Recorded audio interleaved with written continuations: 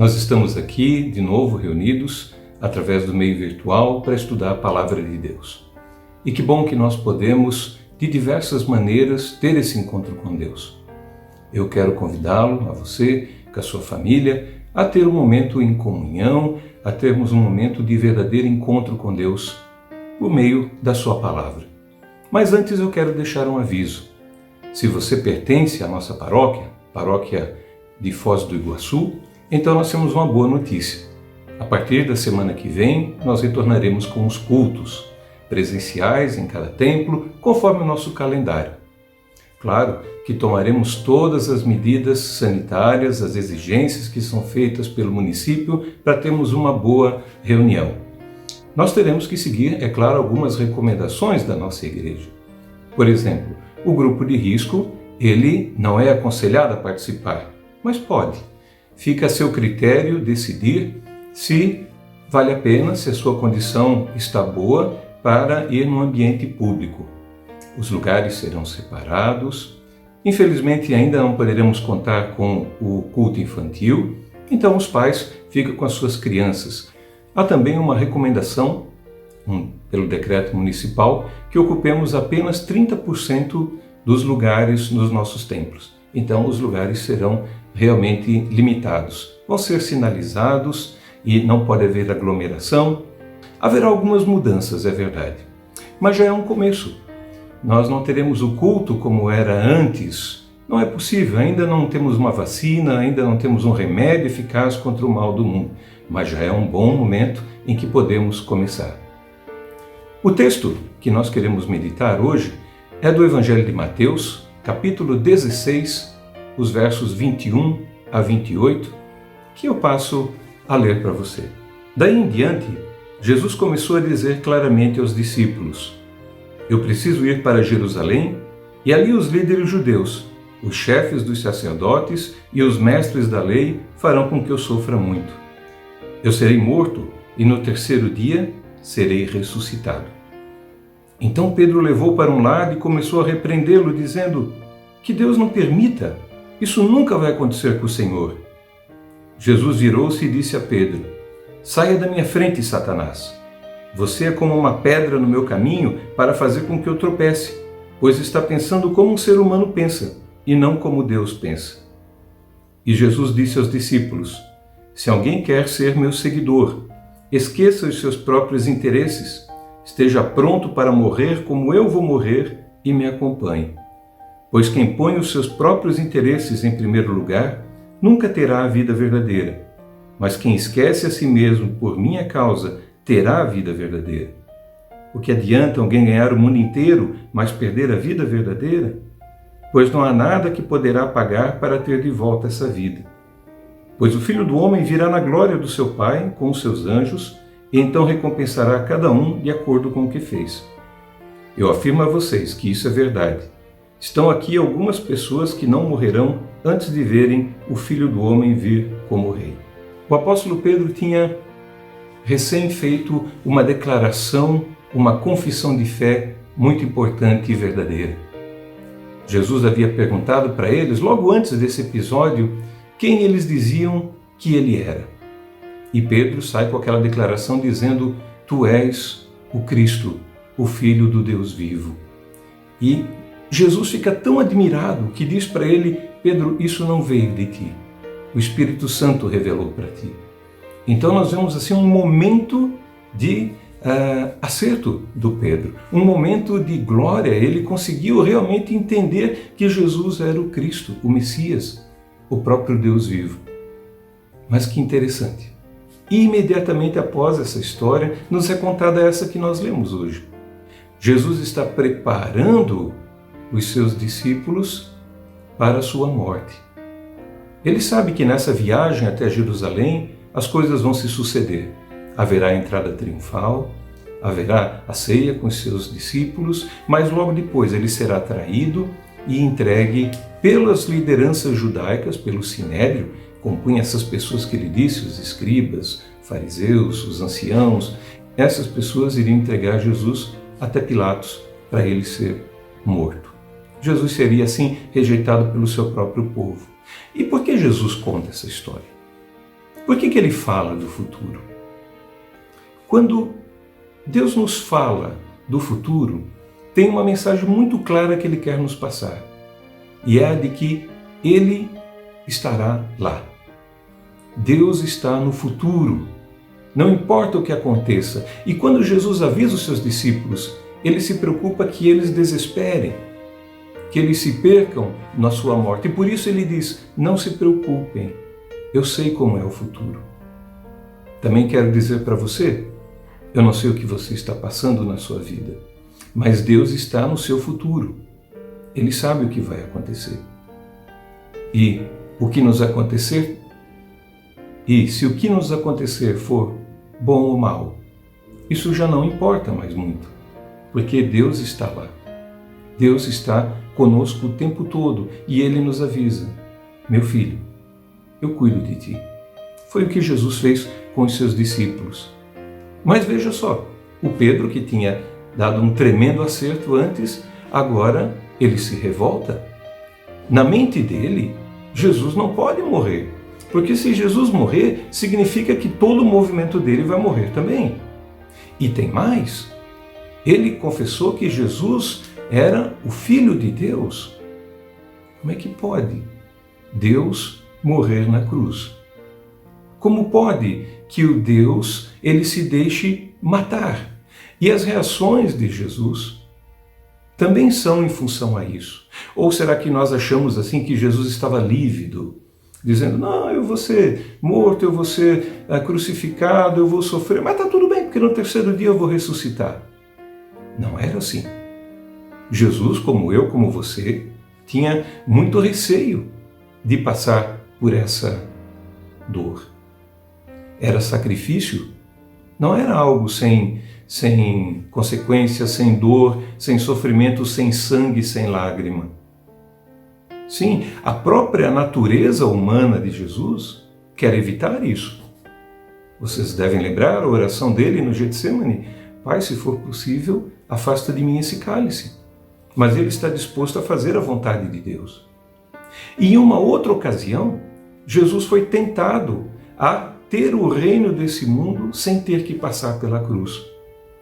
Foi lá no deserto, naqueles 40 dias, quando ele foi para ser tentado, antes de começar o seu ministério, e o diabo lhe disse, se você me adorar, eu lhe dou tudo isso. Mostrou todos os reinos do mundo. Essa era a tentação, ter o domínio do mundo sem ter que passar pela cruz. E agora na fala de Pedro, Jesus identifica o mesmo diabo falando. Interessante, que da boca de Pedro possa sair coisas tão maravilhosas do Espírito Santo e aqui também coisas que estão consoante com o inimigo. E Jesus é duro com Pedro. Ele percebe a obra, a inspiração que Satanás faz ali naquele momento. E ele diz, arreda Satanás. Você quer me trazer para as coisas do mundo, enquanto eu quero cumprir a vontade do Pai. E aí então Jesus vai falar sobre o preço do discipulado com os seus seguidores. Ele vai dizer, olha, o reino de Deus não aceita simpatizantes apenas.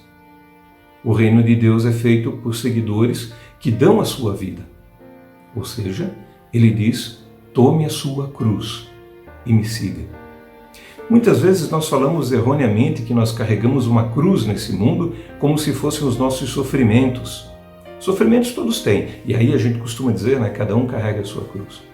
Na verdade, quando Jesus fala em carregar a cruz, ele está falando do preço que é seguir a Jesus. O caminho do discípulo é o mesmo que o mestre trilhou. E o caminho de Jesus foi para o sofrimento por causa de Deus.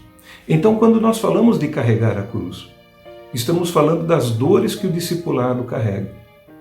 Significa que você terá que lutar contra tudo o que lhe impede de seguir a Jesus em primeiro lugar. Tudo o que lhe impede de cumprir o primeiro mandamento.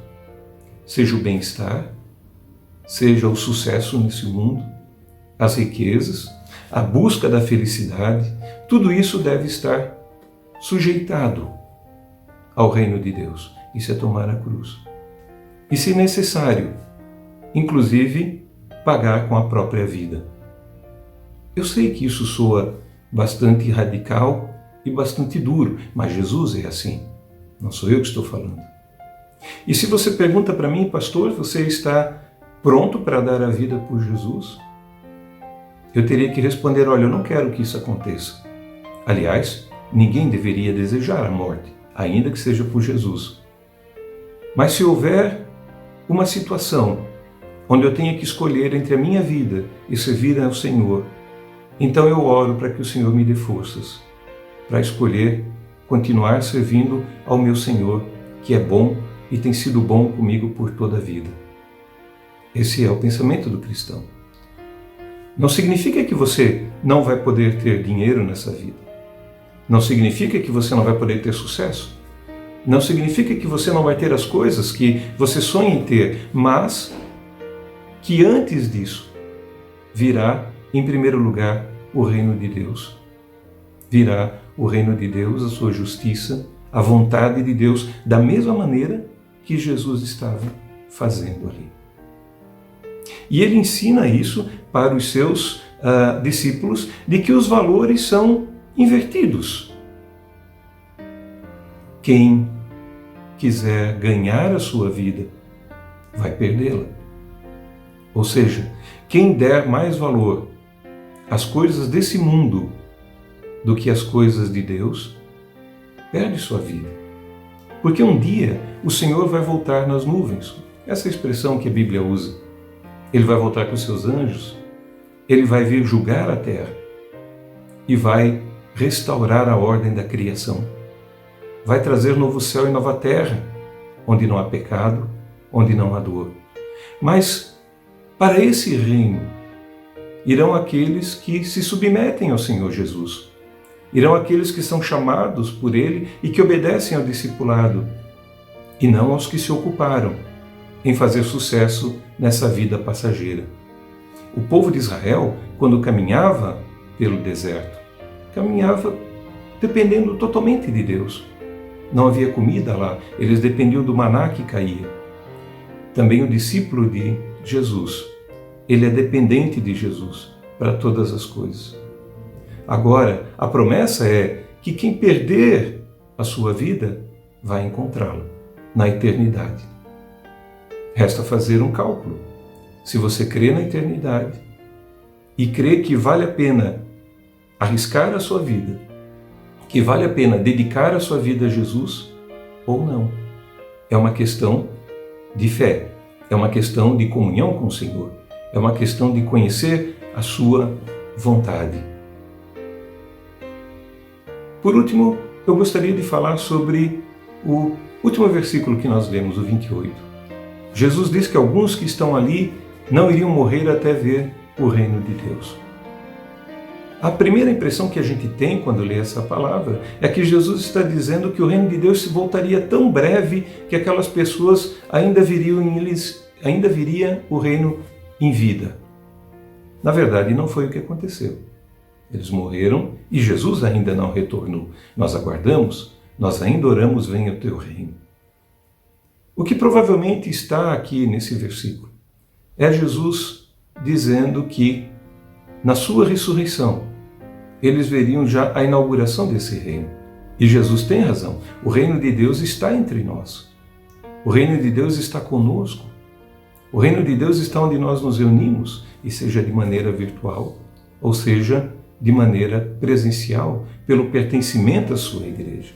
Você está pronto para carregar a sua cruz? Ou essa cruz lhe parece pesada demais? Jesus disse, tomem sobre vós o meu jugo. Vocês sabem, o jugo é aquilo que a gente coloca em cima dos bois para eles puxarem a carroça. E Jesus diz, o meu jugo é suave, o meu fardo a carregar é leve. Posso dizer de experiência que viver sem Deus nesse mundo é muito pior do que dedicar a vida a Ele. E eu também gostaria de chamar a atenção para a radicalidade desse chamado. Jesus aceita 100% de você, porque Ele morreu por 100% de você. Não dá para viver com um pé no mundo e outro no reino de Deus. Não dá para servir a dois senhores, disse Jesus. Portanto, o custo do discipulado é alto, mas a recompensa de Deus também é alta. Que Deus nos abençoe, que Ele nos faça verdadeiros discípulos, que nós estejamos prontos para obedecer a Sua palavra, os seus ensinamentos, que nós tenhamos essa íntima comunhão e esse relacionamento com Ele. Deus abençoe a você, a sua família. Até a semana que vem. Amém.